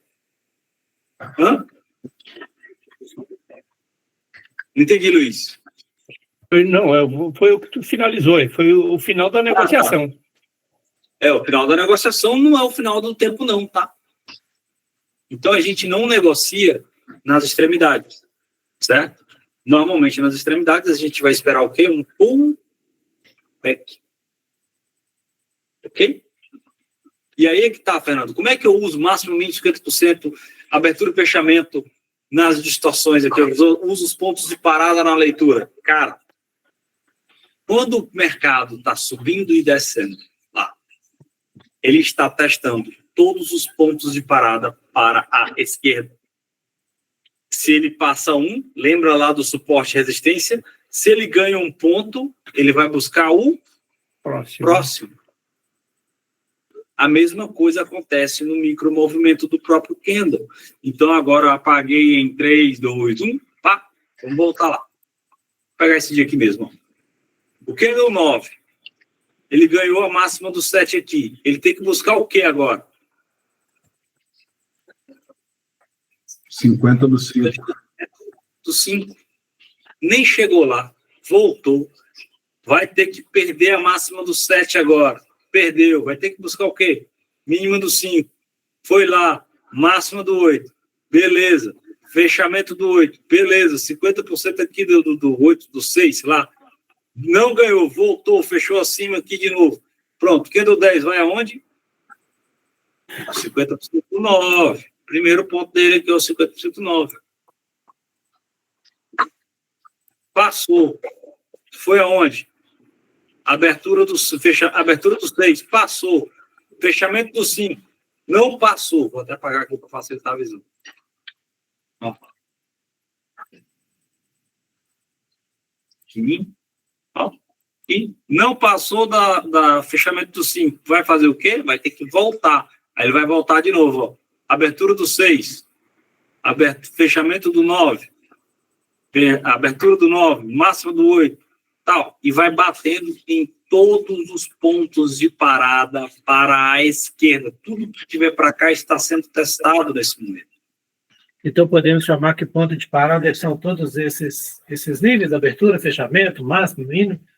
Ponto de parada, sim. Só que tem uma coisinha que é mais importante do que os pontos de parada, que são o quê? Os gatilhos? Não. Na aula de gatilho hoje não, Guilherme. Calma, Guilherme. Distorções? São as distorções.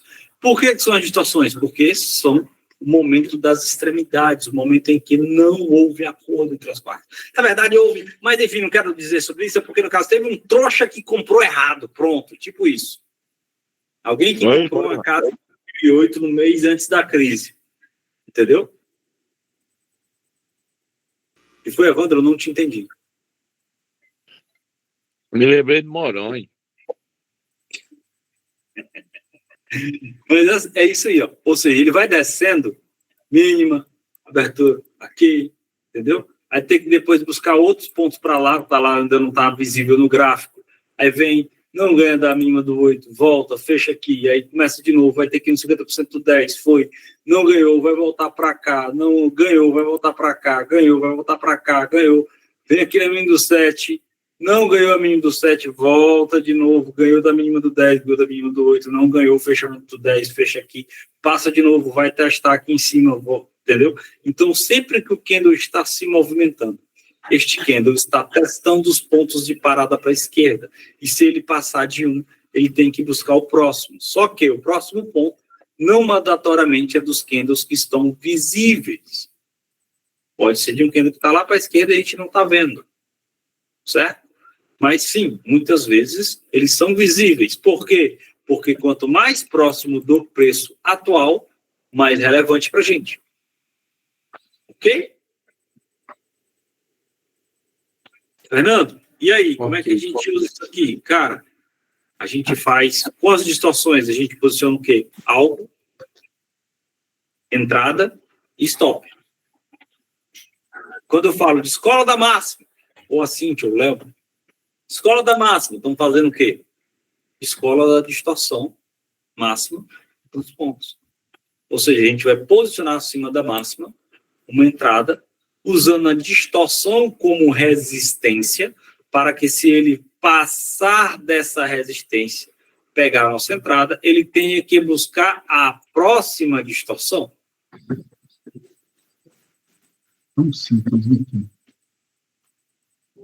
Entendeu? Já é a parcial.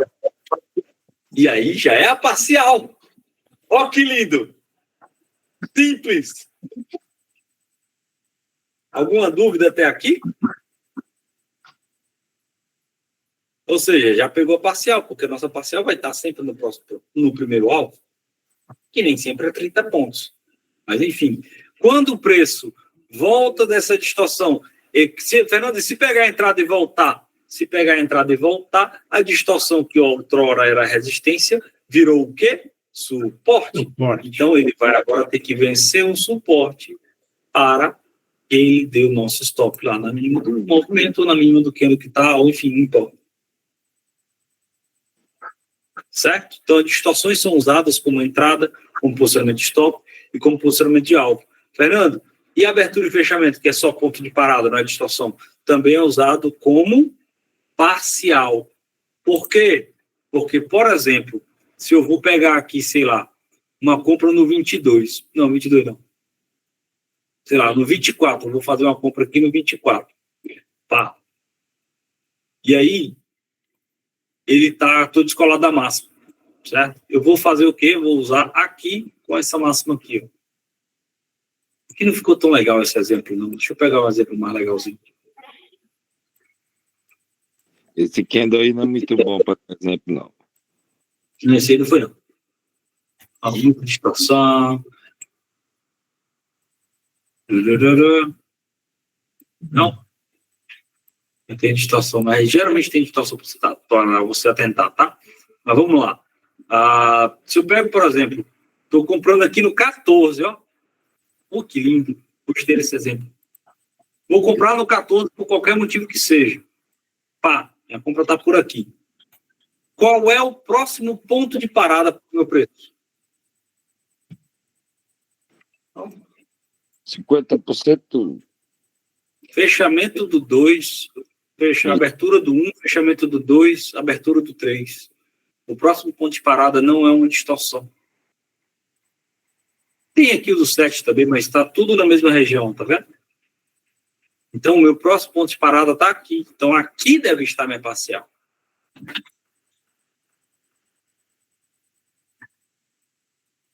Vamos de novo. Procurar outro exemplo.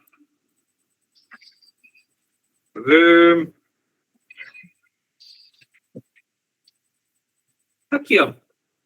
A mínima do 20 está lá embaixo. Vou vender no 21. Estou vendendo no 21. Padrão de 3,500 para venda. Onde é que está minha próxima ponto de parada? Fechamento do 18, abertura do 19. Este é o próximo ponto de parada na venda do 21. É o mais próximo do preço e não é uma distorção. Fernando, mas pode ser que eu bote na distorção do 19? Pode, mas quem vai mandar? Perfil. Você tem perfil para correr um pouco mais de risco? Tem, bota. Não tem, então sai do ponto de parada. Então, distorções são usadas para posicionamento de ordem, alvos Regiões de alvo são regiões que têm muitas distorções. Já pararam para pensar nisso?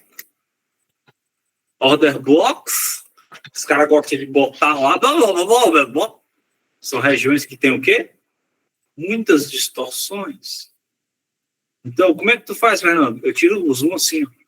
Tiro assim mesmo. Eu vou olhar o quê? Onde é que estão as pontinhas. Ó, aqui. Foi esse dia aqui, ó, no Arena. Eu já entrei gritando, não vai vender aí. Por quê? Porque na hora que eu abri, eu vi isso aqui, ó. E eu vi na hora que não estava visível. Porque os 2 dias anteriores tinham sido ocultados. Então, ó, de novo, aqui. Ó como ele parou aqui, ó. Aqui. Ó como ele parou aqui, ó. Tá vendo? Ô, Fernando, isso daí torna-se, por exemplo, uma resistência e um suporte, né? Sim, são resistências e suportes. Ó o dia que eu falei para vocês. Entrei na arena e falei, não vai vender aí. Por quê? Porque eu tirei um pouco zoom, vi essa região aqui, toda carregada de distorções, que são order blocks também, ou seja, são bloqueios de ordens com stops, que ele poderia não vencer, e ele não venceu, e ó, foi. Entende? Então, alvos são regiões que têm muitas distorções, geralmente. Se você for olhar, ó, aqui, ó, ele parou aqui. Ele parou aqui, não parou no 50 do dia. Ó a quantidade de distorção que tem aqui, ó. Ó. Vamos voltar mais um pouquinho. Ó. Vou até traçar. Vou botar aqui de rosa. Enlarguecer. Ó. Por que ele parou aqui? Ó a estação. Ó a estação do 1, 5, 4. Vamos voltar. Ó a quantidade de distorção nessa região. Aqui, ó. Milagre. Não, já achei isso. Bateu certinho. Pois é. Porque são distorções. E aqui nesse dia, aconteceu de... Cadê o dia? Passei. De ser onde o preço teve uma dificuldade. Cadê? Perdi o dia. Tá aqui. O preço teve uma dificuldade de passar, ó, pela grande presença de distorções. Ok? E aí ele precisou fazer um pullback. Fernando, e o que é o pullback? O pullback nada mais é do que um movimento de correção do preço que tende a acontecer até onde? Até os 50%. Bom, Fernando, e como é que a gente confirma um pullback? Peraí, eu esqueci de admitir uma pessoa, ele deve estar chateado comigo. Como é que a gente confirma um pullback? A gente vai observar uma coisa. O pullback acontece no micromovimento, certo? Vamos lá, voltar para hoje. Ó. Então, quando eu traço uma fibra, por exemplo, daqui do micromovimento, que este movimento se confirma rompendo esses 50 aqui, preferencialmente no minuto, o pullback a gente pode ver no 5, mas normalmente a gente observa no minuto, certo? Para que a gente usa o gráfico de minuto? Para ver teoria de Dow. Não é isso? E o que é a teoria de Dow? A teoria de Dow, ela é a teoria que diz que o mercado se movimenta em ondas. Então, a gente usa o 1 minuto para ver as ondas do gráfico, digamos assim. E que são esses movimentos de correção aqui? São os pullbacks. Então, a gente só olha 1 minuto para observar essas correções. E ao traçar uma fibra entre máxima, mínima e gatilhos, a gente está observando até onde essas correções podem acontecer. Então, quando eu vejo num minuto que ele rompeu o movimento dos 50, bora lá para 1 minuto agora, tirar. Que candle é isso? Muitas vezes o pavio do 5 é um pullback no minuto, né, Fernando? Hã? É, exatamente. O pavio do 5 é um pullback já formado no minuto. Ó, o candle 121 aqui, ó. Pá, rompeu 50 da FIBA, ó. Então, este bendito bonito aqui confirmou o pullback para romper ou renovar topo. Quando este candle fecha, confirmando o rompimento, é outro uso também de ponto de parada, como fechamento, confirma para a gente o quê? Rompimento de regiões. Não é isso? Então, quando ele fecha, ele confirma um rompimento para romper ou renovar, movimento de pullback para romper ou renovar, topo. E aí, depois que ele anda, ele falha o pullback, porque ele não renova o topo anterior, e ele depois confirmaria ali uma falha de pullback no 26, só que estopar no 27. Ele foi muito safado aqui. Por quê? Porque o 26 confirmou a falha de pullback, e ó, tinha uma entrada no 27 de venda, e ele iria estopar na máxima. Só que aqui a gente estava comprado ainda, né? Ele foi lá e estopou, foi na minha. Entendeu? Então, Fernando, quer dizer que a falha de pullback primeiro precisa confirmar o pullback? Sim. Se ele não confirmou, ele tem como falhar? Não, ele não disse nada.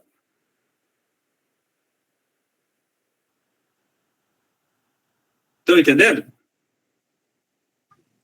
Sim. Aí então, Fernando, quer dizer que não. Se o pullback, por exemplo, quer dizer que o 23 confirmou a falha de pullback? Não. Para vender no 24? Não. Não houve a confirmação de pullback para que esta falha fosse confirmada para vender no 24. Entende? A partir do 23 que ele começou a montar a falha, né? Isso, a partir do 23, 24 aqui, porque isso aqui é o pullback. Não, a partir do 25, perdão. Isso, a partir do 25. Ele começou a desenhar, né? E de qualquer forma é dar stop. Se tivesse vendido do 26 por falha de pullback aqui no 27, se pegar, ia dar stop do mesmo jeito, tá? Mas enfim, de novo, ó, vamos lá. Ó, 53, 54. Certo? 55 parou de romper. Eu tenho o quê? Uma nova fibra. Ou seja, este 55 confirmou? Confirmou. Então, eu tenho falha de pullback no 56 com entrada no 57 para sair na minha no 55? Sim. Por quê? Porque o 55 confirmou o pullback.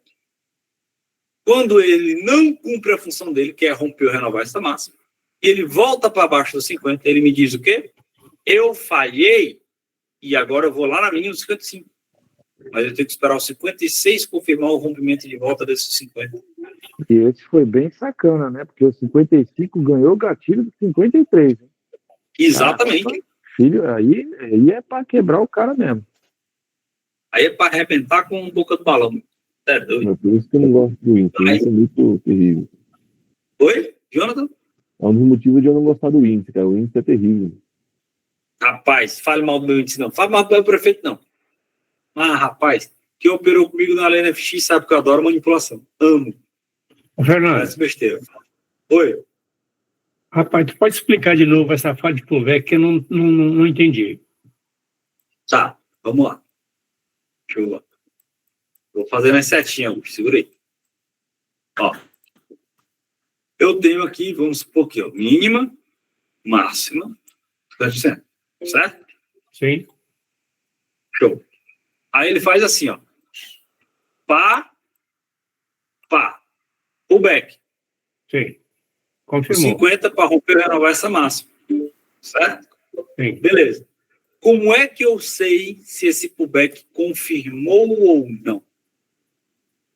Eu vou olhar agora a fibra daqui para cá. Eu tenho esses 50 aqui, ó. Então, no 1 minuto, esse cara tem que romper para cá de volta. Pelo menos no 1 minuto. Quando no 1 minuto ele fecha acima desses 50, eu tenho um pullback confirmado para romper ou renovar essa massa. Ok? Sim. Pronto, esse é o primeiro estágio da falha de pullback. Este cara não faz isso. Ele volta e fecha abaixo do próprio 50 aqui. Então, o pullback falhou. Sim. O pullback falhou aqui, quando ele não rompe nem renova essa massa. E ele confirma a falha, já vai, quando ele rompe o 50 de volta. E é preciso ele chegar aí, na mínima? Não. Só que se ele chegar na mínima aqui, ele já apagou o alvo dele, então esquece. Já deu alvo, já zerou, Mas a já... configuração do pullback, ele não teria que romper os 50% aí do movimento, né? Porque aí você está fazendo um micro, mas teria que romper os 50% do movimento, não é? O 50 do micro-movimento. Do micro mesmo? Porque muitas das vezes ele rompe e daqui a pouco ele volta de novo. Ele fica naquela acumulação ali. Ele rompe em 1 minuto, Jonathan. Esse rompimento é em 1 minuto. Isso, num minuto. Mas, por exemplo, assim, ó, ele está ainda trabalhando acima dos 50% do movimento ainda, não tá? Então, tá. Só que do micro-movimento, ele já está trabalhando abaixo. E aí tem um detalhe sobre a falha de pullback. Você nunca vai pegar uma falha de pullback para sair na mínima do dia. Você sempre vai pegar uma falha de pullback para sair no próximo 50. Por quê? Porque a tendência primária ainda é de alta. Então, se ele não foi na máxima e ele perdeu os 50 do micro, ele tem que ter onde? Na mínima do micro, que é o 50 aqui. Ele tem que ir buscar o próximo 50. Ele só vai na mínima do dia depois que ele ganhar esse 50 aqui. Entendi. E a falha de pullback, ela é uma entrada um pouco mais arriscada, porque geralmente está contrário à tendência principal do dia. Sim.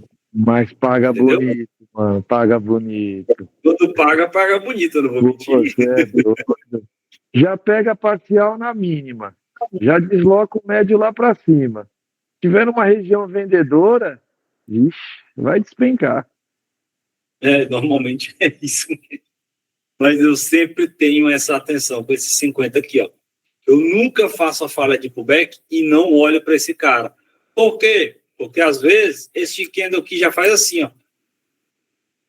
E, pô, meu irmão, o alvo já não compensa, o stop já tá caro, entendeu? Então, enfim, a gente vai olhar aqui. Ok? Fala, Rafael Arruda. Não, Awada. Desculpa aí, Rafael. Não, sem problema, Fernando. Fernando, é o seguinte, tem como você voltar lá no dia 20 de agosto, naquele que é no 27? Por gentileza?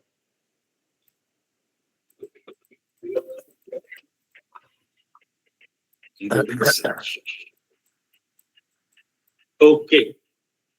Isso, dá um zoom out aí, né, menor. Diminui a tela. Tá vendo que ali do 17... não, opa. Não, pode aumentar, por gentileza. Tá vendo que ali do 17 até lá em cima, lá no 22, da mínima do 17 a máxima do 22 ali, o 23 e 24 ele ficou eles rejeitaram a região dos 50%, né? Sim. Tá. Quando que eu sei que esse pullback que o 31 fez, ou o 24, é um pullback para ir para máxima ou para continuar descendo? Porque a teoria de Down tem as ondas de Elliott. Desculpa se eu estou viajando no comentário, mas eu lembro que Elliott falava que tinha ondas ascendentes, quando chegava, sei lá, um determinado ponto, aí eu começava a ter ondas descendentes. Como que eu vou saber que esse pullback do 23, 24, ali, né, seria para ir para máxima ou para mínima? Teria como saber? Sim, e é exatamente isso que eu estou falando. Vamos lá. Eu tenho essa fibra do dia. Quando o 24 não rompe, eu tenho essa outra aqui, ó. Pá. Fibra do micro. Eu vou olhar agora quando no 1 minuto este 50 for rompido. Que do 121 fez isso. Tome-lhe. Então, quando ele me rompe aqui no minuto, ó, ele me diz o quê? Estou confirmando o pullback para romper ou renovar máximo. Entendeu? E aí ele me confirma. O que ele faz depois é outra coisa. Só que aqui, ó, aqui no 25, ó, passar aqui a fibra de novo, ó, ele não confirma de novo a falha, tá vendo? Ó? E aí ele só vai confirmar lá no 26. Aqui, ó. Tan. Aí agora ele confirmou a falha de pullback. Entende? Quando o 26 fecha, ele confirmou a falha. Mas quando o 121 fechou, rompendo esses 50 para cima de volta do micro, ele está dizendo o quê? Sou tendência primária de alta, e vou lá para a máxima. Então, o pullback confirmado no minuto para romper a nova máxima. Se ele não concretizar, ele provavelmente vai desenhar uma falha de pullback.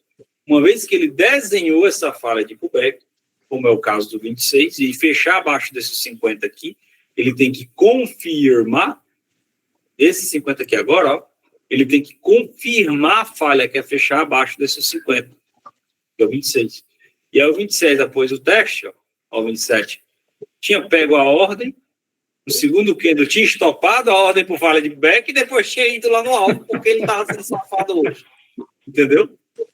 Não importa, comprei com padrão de 3 candles ou vendi por falha de pullback. Não importa, nesse momento você foi estopado. Acabou. Mas acho que não. Nesse candle aí, ele deve ter testado para cima primeiro, não foi? Testou para cima e depois ele desceu. Primeiro, ó, aqui, ó. Então, não teria pegado. Não teria estopado, né? Testou, foi buscar, estopou, voltou. Tá vendo? Não importa. Se você tivesse... Quem vendeu na falha de pullback, o stop está na máxima do 26 descolado. Como que seria a correlação do 5 com 1 minuto, porque o 26 não seria o 130? Sim, aqui, ó. Aqui. O 131. Ah, tá. O 26 fechou no 130, né? Isso, o 26 fechou no 130. Então, o 131 ele dá uma subida, vai lá embaixo, fecha aqui, volta, foi subida aqui, ó, testou, vendemos, pegou, entendeu? 133 estopou, e depois é que ele foi pagar os caras lá embaixo. Ok. Entendeu? Entendi. Então, aqui não importa. Comprou no padrão de 3.500 ou vendeu na falha de pullback, você sofreu stop do mesmo jeito. É foda. Eu entendo, mas é muito ruim, cara. Acontece. O mercado, quando tá sem liquidez, a liquidez é a gente, tá? Ok? Não pegou não, Fernando. O cara arrastou o stop.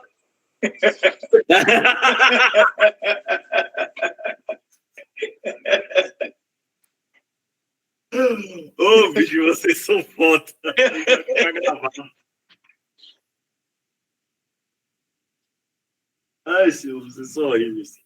Então, A gente... não ser que a máquina o stop estivesse na máxima do 22, né? Não, e se tivesse na máxima do 22, mas o stop é na máxima do movimento. E a máxima do movimento é o topinho da onda. Quando ele vem para cá, novo topinho.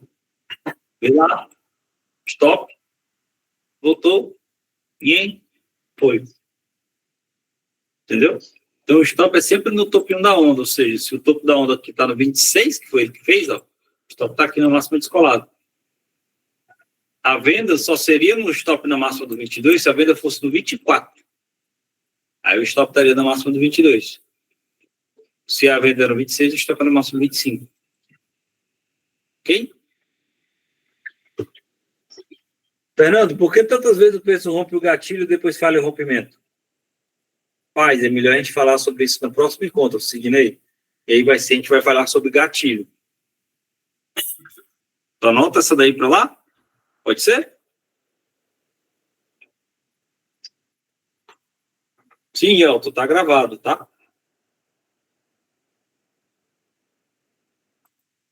Vamos agora, vou aqui interromper a gravação para não ficar excessivamente longo. Pronto. Então, meus lindos, agora para tirar a dúvida, alguém tem alguma dúvida? Suporte, resistência, acumulação, movimentação e distribuição, falha de pullback, anatomia do candle. Tudo certo? Se sim, a gente vai operar fora que vocês vão embora. Se não, a gente fica aqui até entender, todo mundo.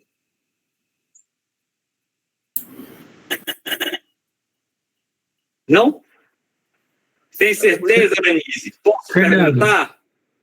Oi, Renato. Não.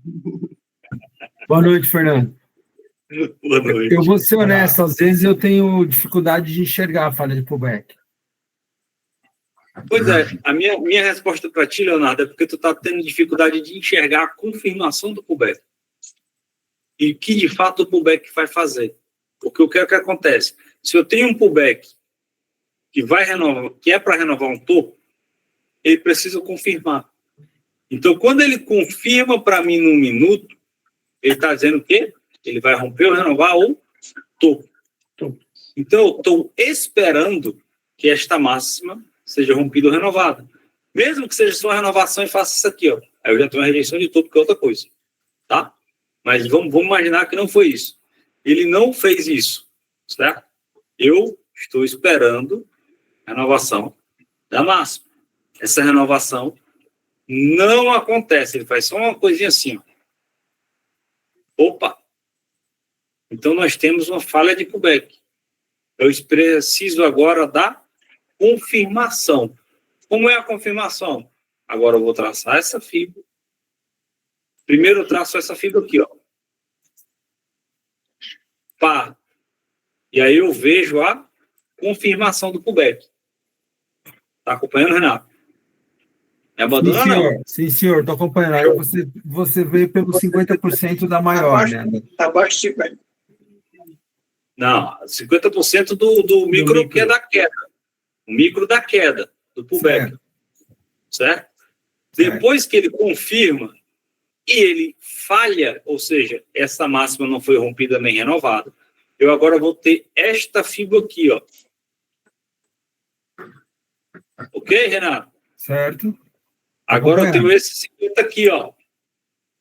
E aí ele vem e fecha aqui abaixo, ó.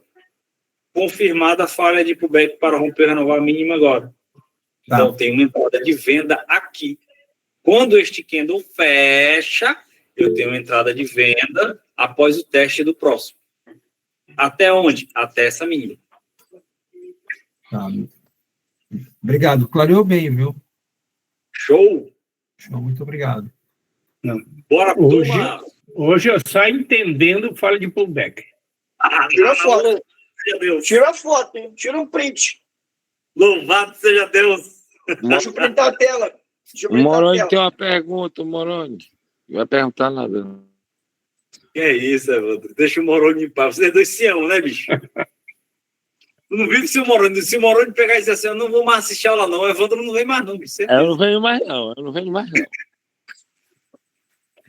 Tá podendo aprender com as perguntas do cara. As perguntas do cara são muito inteligentes. Fala, Thomas. Fernando, ali nesse exemplo de falha de pullback ou pullback confirmação, o candle 7 ali, o 8 e o 9 e o 10. Certo. O 7, ele ficou com um grande pavio para cima. A gente começa a contar essa descida na ponta do pavio, é isso? Sim, claro. A gente nunca exclui esse pavio. Olha só, vamos lá. Quando o 5 fecha aqui acima do 50 aqui, ó, ele está me dizendo o quê? Que ele era só um pullback, porque depois que o 4 fecha, você rompeu o 3, tá vendo? Então eu tenho essa fibra, não tem? Então aqui, ó, pullback. Certo? Sim, sim. E, na realidade, aqui não, né? A gente tem que olhar essa outra fibra aqui, ó. Aqui tu tá olhando meio errado, tá? Mas olha só. Vamos lá. Quando este movimento aqui, ó, tá de queda. Sim. E aqui o que é que acontece? Quando o 4 dá no 50 que não rompe, eu tenho esse outro aqui, ó. É o contrário agora. Pullback para romper mínima. O 5 vai lá, volta e fecha acima do micro. Eu vou fazer agora essa fibra aqui, ó. Pam. 5 fechou abaixo do 50 desse micro? Não. Então agora, ele era para fechar, não era? Era. Então agora tem uma falha de pullback para romper ou renovar? Máxima. Máxima. Ou seja, quando 6 testa, escola da máxima compra, vai até a máxima do 4. Entendi. Uhum. Vendo o segredo? Hein, Fernando? Peguei. O segredo está na movimentação da Fibonacci. Sim! Quando vocês aprenderem... Rapaz, no próximo encontro que a gente tiver, agora a gente vai pegar... No próximo encontro a gente vai botar isso na prática. Eu vou escolher algum aluno que passa a sofrer aqui comigo num dia, que a gente vai fazer isso ao vivo com replay. Depois do a gente vai... Tô aí. Pode ser. Tô nessa aí. Botei teu nome. Pode ser o Thomas aí. Thomas Alexandre, já está com o nome anotado. É isso aí. Se ele faltar, põe Augusto no lugar. Pois é, não vou faltar não. Moroni. Eu achei bonita aquela região. Coloca nós aí, pô. Augusto Nóbrega. Jonathan Olivares. O Jonathan, era isso que eu estava tentando. Nascimento. Quando é a próxima aula, Fernando? Quarta-feira, pô. Beleza. Quarta-feira, nesse mesmo bate-canal. Nesse mesmo bate-canal. Tô aí nessa. E a gente vai botar em prática. Eu vou pegar um dia só para fazer isso aqui. Entendeu? Só para botar em prática, ao vivo, o conceitozinho de fala de pullback confirmado, etc. Tal. Se tiver clique, clica. Se não tiver clique, não clica. E aí, depois disso, muito a bom, gente porque vai isso aí é fazer- muito, Qual é o nome também, hein, Fernando? muito chato para a gente entender na hora. Que aí, Eu ó, também o que estou é que vai disponível para fazer um intermediário, hein, nas quartas-feiras, às 3 horas da tarde. Já anotou meu nome aí, Fernando? Já sim, Lenildo. Fernando? E o meu, Fernando, adotou meu nome? Botei, Rafael. Tu tá com A aula que na você lista já. deu Muito às obrigado. 3 da tarde, se tivesse sido ao contrário, essa aula às 3 da tarde e a das 3 agora, para mim, seria muito melhor. Mas 3 O da replay que você tarde é fez. iniciantes, agora é black. Não, Agora, eu sei. É que eu assisti as duas. Entendeu? É porque, ó, Lenildo, se tu assistir a aula de médio da Black, cara, ela foi 1000 vezes melhor do que a de hoje à tarde. É. Entendeu? Mas eu vou cobrar a galera lá que tá com as aulas ainda tudo errado. Entendeu? A aula de hoje foi fantástica. Porque às vezes eu estava sentindo o contrário, e você lá na frente assim, era aquilo. Entendeu? Sim, entendi. É porque às vezes a gente comete erro, cara. Acontece. Está lendo de, pô, meu irmão, vacilei. Tinha um padrão aqui, não vi. Tal. Acontece. Só que entender qual é a postura do profissional. Eu vi o padrão já passou, não pega, pô. Tá tentando pegar atrasado, é loucura, entendeu? É isso. Então, cara, depois é que a gente vai, viu, Thomas? A gente vai para a aula de gatilho, Fibonacci e etc. Porque o segredo mesmo é movimentar essa bicha e saber o que é que você está fazendo. Porque, tipo assim, ó, o cara que faz assim, essa fibra aqui, ó, máxima do 7, o 8 não rompeu, não, mínima do 6. Ó. O cara que faz essa fibra, ele está esperando o quê? Ele está esperando, olha só, este é o movimento. Certo? Ele está medindo. Sim. O que é que ele está esperando? Está esperando correção dos 50, a compra. Mas o preço está trabalhando abaixo dos 50, não está? Tá. Então, a fibra correta era essa. Aí é o pulo do gato, o cara saber movimentar essas fibras. Exatamente. Exatamente. E a gente vai trabalhar isso já daqui a 15 dias aproximadamente. Beleza? Perfeito. Maravilha. Ok. Fernando, Oi, Lenise. tô ouvindo. Pede para colocar o nome das aulas lá na... Estou brigando agora, porque aquela aula da semana passada sobre média de preço já é para estar lá, já está lá, já me disseram, confirmaram que está, só que eu procurei e não achei. Eu fui lá procurar e não achei. Mas eu digo assim, porque estão colocando aula 1, aula 2, aula 20 não sei quanto. Eu, no caso, quero focar, como vocês deram a dica, para a gente focar, digamos, eu quero pegar só a aula de padrão, depois eu quero pegar só a aula de suporte de resistência. Está sem nome. Pois já começaram a alterar já. Exatamente. Agora já está com o nome já. Eu estou com ele aberto aqui. Já está com o nome agora? Show de bola. Sim, já alteraram bastante. Já não sei se todas, mas até a metade já estava alterada já, com nomes. Bastante aula com nome. Os nomes foram perdidos. Muitas já, não todas. Da Black, todas já estão todas. Exame aula por aula, Fernando. Eu que estou colocando o nome nas aulas, assistindo um pedacinho para saber do assunto e colocando. Não, mas agora está resolvido. Agora vamos para cima. Acabou a desculpa, Lenise. Estou colocando. Não achei a aula. 30, aula 29. Fernando, tem alguma aula já lá de movimentação de fibo lá? Já não? Já sim, pô. Você sabe de Fibo cabeça tem qual no é o nome dela? 3 de 1K tem de fibo. Dentro da 3 do K tem, mas dentro da Black também tem. Não de como encontrar fibo, como colocar fibra, eu sei colocar. O problema é isso aí, ó, essa conferência para a gente conseguir entender quando é falha ou não de pullback, essas coisas.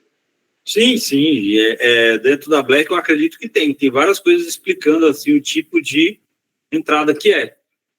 Entendeu? Tá, eu vou conversar com a Vanessa, que é a minha guardiã, para ela me ajudar a ver qual que é. Show. Ô, Fernando, eu já vi a explicação de falha de pullback, mas não com esse nível de detalhe que você passou hoje. E por isso que eu sempre tive dúvidas na falha de pullback. Porque agora você explicou, fez o gráfico, fez o desenho, então isso aí é uma coisa que clareou bem. Mas eu sou melhor. Na minha mente. Mas valeu, Luiz. Tamo junto, cara. A ideia é realmente... Obrigado. A estrutura Black, cara, a ideia é que realmente isso aconteça para todos vocês. Que a gente consiga melhorar essa entrega até o ponto que quer ver não está entendendo. Que agora a gente vai nem... Aquela história que o cara falou na arena. Quer que desenhe? Bora, eu vou desenhar. Esse negócio não. Isso é uma preferência minha, inclusive. Eu prefiro desenhar porque a desenho saiu exatamente a situação que eu quero, né? Enquanto que no gráfico... Você faz um exemplo, né? Isso. No gráfico, né? Você nem sempre faz bonitinho assim, não. Mas, enfim, meus queridos, vamos embora? Vamos nessa. Todos vocês amanhã. Beijo no coração de vocês. Tchau. Até amanhã. Valeu, Fernando.